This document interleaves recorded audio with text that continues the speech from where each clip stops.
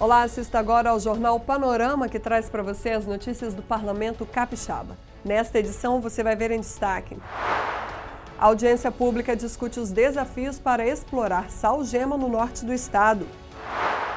6 de setembro, dia de combate à intolerância política. O que explica a agressividade das discussões? Deputados se manifestam sobre pagamento de precatórios, radares ocultos nas rodovias e falsificação de bebidas e alimentos. É o Tribuna Livre. Uma audiência pública em Conceição da Barra reuniu diversas lideranças políticas que discutiram sobre a exploração das jazidas de sal-gema no município. Os desafios e potencialidades da jazida de sal-gema, localizada em Conceição da Barra, foram debatidos em audiência pública realizada em Braço do Rio, distrito do município.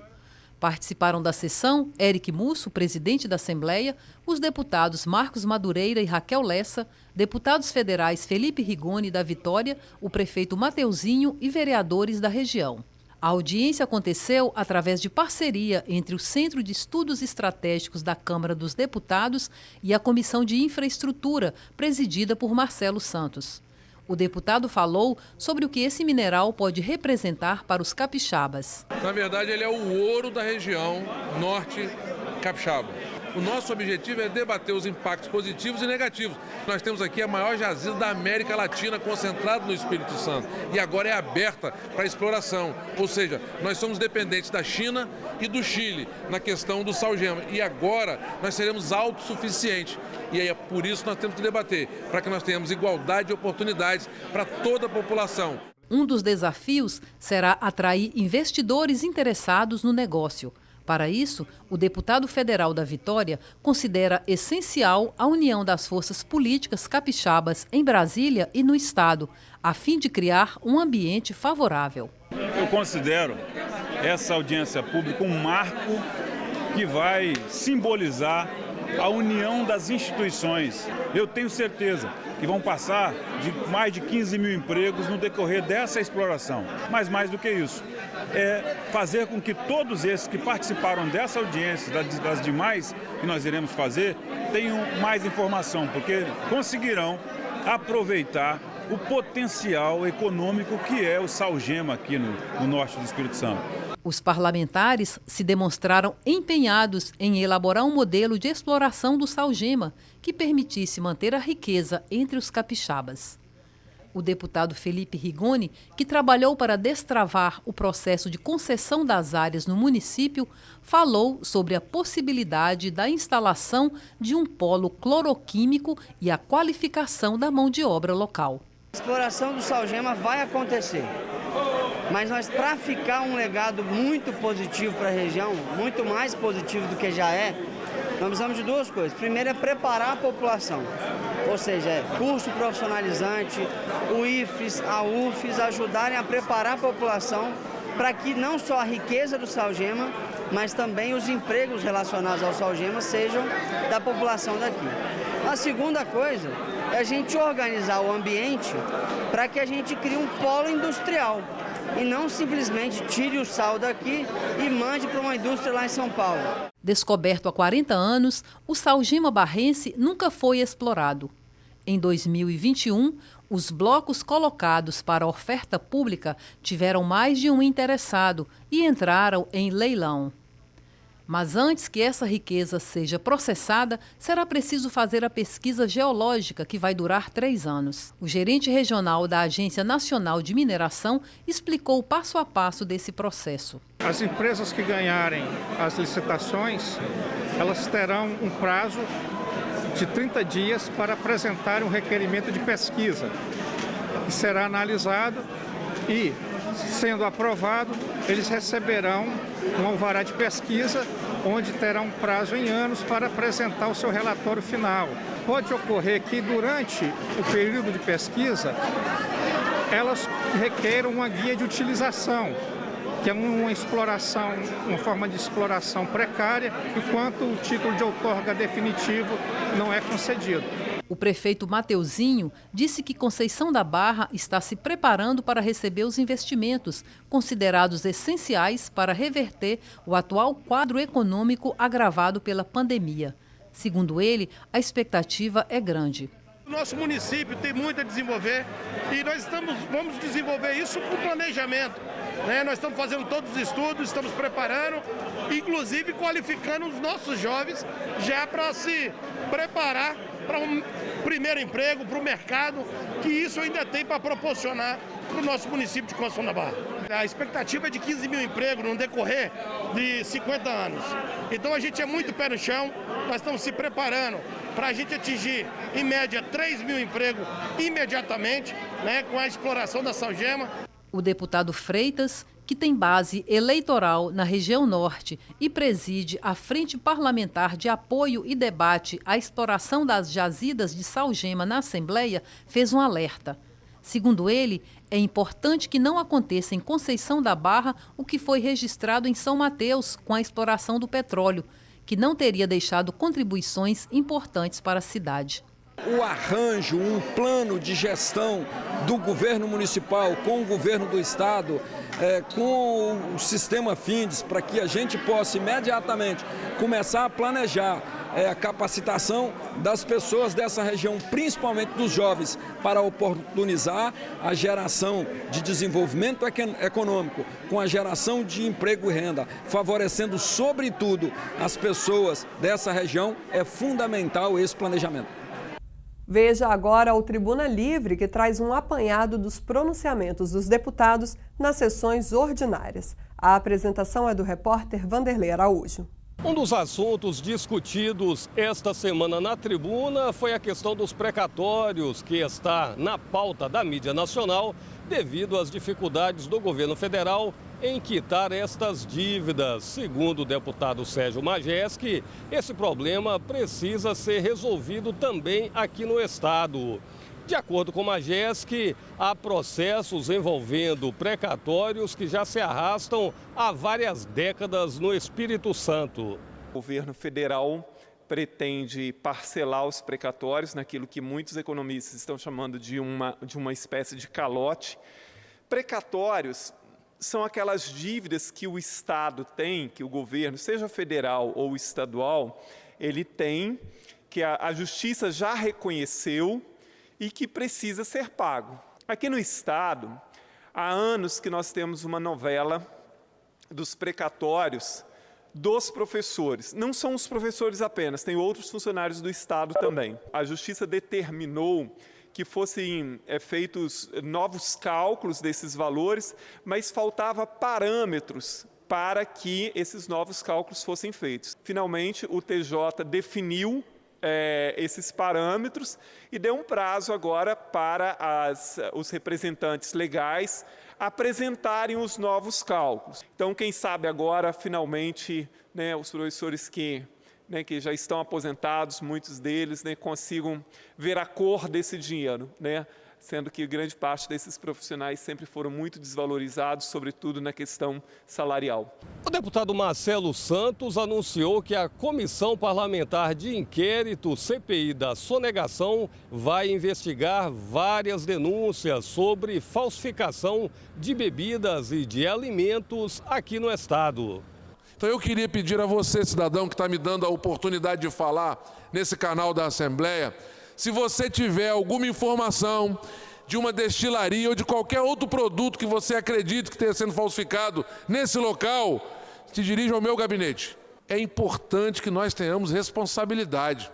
Esse tipo de gente é criminoso igual um cara que mata, que assalta e que estupra. É um crime. Já o deputado Freitas pediu uma reação do Legislativo Estadual contra a concessionária Eco 101 por instalar radares eletrônicos ocultos em toda a extensão capixaba da BR-101. Eu não vejo isso em lugar nenhum do Brasil. Redutor de velocidade no volume que está colocado na BR-101. Nós sabemos que existe um contrato de concessão. O contrato de concessão ele já não é cumprido. É óbvio que a intenção é multar. De repente quer acrescentar em cima do pedágio as multas para ajudarem a fazer a duplicação. E eu estou colocando isso aqui porque é óbvio que o Poder Legislativo do Estado do Espírito Santo precisa de tomar uma posição diante dessa catástrofe que está acontecendo. Eu duvido que alguém consiga transitar à noite do norte, divisa da Bahia, até a região metropolitana sem tomar uma única multa. Estão escondidos os redutores, tem uma única sinalizaçãozinha num painel que só se vê 60. E às vezes a estrada vem com 80, daí a pouco você destampa com um sinal de 60 e você não consegue frear, e se você frear ainda você está colocando a vida das pessoas em risco. Não é que a gente é contra o redutor de velocidade, é contra da forma que foi colocado. Quando se tem uma localidade de risco, é preciso sinalizar, é preciso colocar um redutor que pisca para observar que ali oferece risco ao usuário. O discurso de Freitas teve apoio dos deputados Marcelo Santos e Bruno Lamas. Eu quero pedir à mesa que retorne com o projeto de lei de nossa autoria que proíbe os radares ocultos. Então eu solicito que o mesmo volte à pauta com seu requerimento de urgência. E eu agradeço à mesa por ter feito o acolhido do nosso pedido anteriormente. Estamos prontos, a matéria está maturada, madura para ser votada. Não a radar oculto. Radar tem que ser daquele visível que educa e pune quem erra. Até porque as lombadas eletrônicas, os radares, são educativos. A punição ela é o último, ela é extremo. E aí há uma inversão muito grande quando se coloca uma lombada eletrônica numa via que é de subida, numa velocidade de baixa, aonde pode inclusive gerar não o objetivo talvez principal, e sim provocando acidentes. Voltamos ao estúdio. A Assembleia condecora capixabas com comenda Monsenhor Rômulo Neves Balestreiro. A Assembleia Legislativa homenageou em sessão solene 32 cidadãos capixabas por seu trabalho social em favor do povo espírito-santense. Entre os agraciados com a comenda Monsenhor Rômulo Neves Balestreiro estão o secretário de Estado do Governo, Gilson Daniel Batista, o prefeito de Vila Velha, Arnaldinho Borgo, e várias autoridades municipais de Cariacica. O deputado Marcelo Santos, que propôs a cerimônia e dirigiu os trabalhos, destacou a importância do grupo que recebeu a honraria. Essa homenagem importante, onde identificamos vários cidadãos, homens e mulheres, líderes populares, alguns agentes públicos e figuras importantes que lideram entidades ou pessoas anônimas que prestam serviço importante a toda a população do Espírito Santo, promovendo o desenvolvimento social, alcançando lugares onde o braço do Estado não chega. Então hoje estaremos entregando essas homenagens a essas figuras importantes, dando assim uma injeção de ânimo para que eles sejam multiplicadores dessas ações, que foi referência à figura do padre Rômulo Neves Balestreiro. Entre os homenageados estão os participantes do grupo Super Amigos Solidários, composto por pessoas que se vestem de super-heróis. O grupo faz palestras e apresentações teatrais para crianças e idosos enfermos e internados em hospitais e abrigos. Marcelo Miranda Moraes, criador do Super Amigos, explica como funciona o trabalho. Há 4 anos eu formei esse grupo aqui, junto com meus amigos, e aí nós fazemos visitas a hospitais. Agora estamos no Hospital do Câncer como voluntário. Nós somos apenas um grupo de amigos que resolveu fazer o bem para quem realmente precisa, que são as crianças hospitalizadas, além de ir em asilos e comunidades carentes também. Em 2020, o Espírito Santo criou uma data dedicada ao combate à intolerância política, o 6 de setembro. O tom das discussões no meio familiar e nas redes sociais tem sido cada vez mais acalorado. E aí fica a pergunta: o que diz a ciência sobre esses sentimentos de revolta quando ouvimos aquilo que nos desagrada? É possível mudar este comportamento? Confira as respostas na reportagem que ouviu uma neurocientista e também populares sobre o assunto. Uma pesquisa realizada pelo Instituto Ipsos em 28 países mostrou que o Brasil é um dos lugares com maior índice de intolerância política do mundo. Segundo os dados, a tensão política por aqui está centralizada basicamente em 2 grupos ideológicos, os chamados liberais e os conservadores. O estudo concluiu que a maior parte dos brasileiros acredita que os que pensam diferente sobre a política e a economia não são comprometidos com o país e que não vale a pena debater o contraditório. Mas será que esse conflito pode ter fim? Como evitar os discursos de ódio? No Espírito Santo, uma lei determinou o dia 6 de setembro como Dia Estadual contra a Intolerância Política. E nós viemos à rua para ouvir o que o capixaba pensa sobre isso.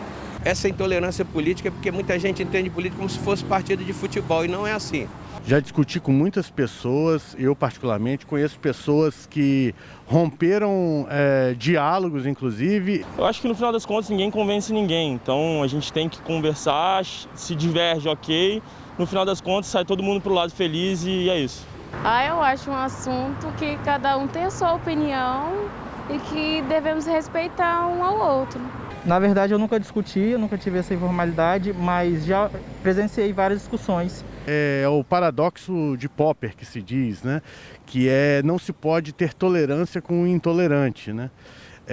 Entretanto, a gente está vivendo uma intolerância que é excludente. E para mim isso não agrega nada para a sociedade. Como eu já vi exemplo de pessoas que falam assim, certo e errado nós temos que estar com fulano, certo ou errado. Eu discordo disso, por isso que existe essa briga, porque tem pessoas que lutam por ideias e não aceitam a verdade. Eu acho que na rede social todo mundo quer emitir opinião, todo mundo é cientista político, todo mundo dá uma opinião calorosa só porque atrás de um computador. Então acho que isso dá mais poder ali para a pessoa chegar e falar, ela perde a vergonha, ela perde o medo de brigar por causa de política. A gente precisa de aglutinação para a melhoria da vida de todos e não tratar os diferentes como uma raça inferior ou como alguém que não mereça crédito, enfim, com depreciações. E a ciência ajuda a entender e principalmente apontar atitudes para diminuir os confrontos. Segundo a neurocientista Suelen Baroni, fatores como autoconhecimento, responsabilidade e o respeito são essenciais para uma convivência pacífica e debates produtivos. Conflitos sempre vão existir. É um grande engano, um grande equívoco da nossa parte acreditar que a gente vai passar uma vida sem conflitos. O grande problema, ou a grande questão, é que muitas pessoas acreditam que conflito é a mesma coisa que briga. Divergência de ideia, divergência de opinião não deveria ser motivo para a gente brigar. Em tese, no mundo perfeito, deveria ser motivo para a gente crescer. Qualquer relação política, profissional, amorosa, de amizades, ela passa pelo autodesenvolvimento, pela autoconsciência. Então, se você não se conhece, se você não se trabalha, se você não assume suas responsabilidades, não tem como você desenvolver relacionamentos, debates, discussões que façam as pessoas crescerem. O Jornal Panorama de hoje vai chegando ao fim. E a gente se despede com imagens de Vitória, que completa 470 anos na terça-feira, dia 8 de setembro. Aqui tudo começou em 1551, na então Ilha de Guananira, ou Ilha do Mel, como falavam os povos indígenas. A capital capixaba é uma das mais antigas do país e continua batendo um bolão com paisagens lindas vistas do alto ou da terra. Parabéns, Vitória! Obrigada pela companhia de sempre. A gente se vê, TV Assembleia, mais perto de você.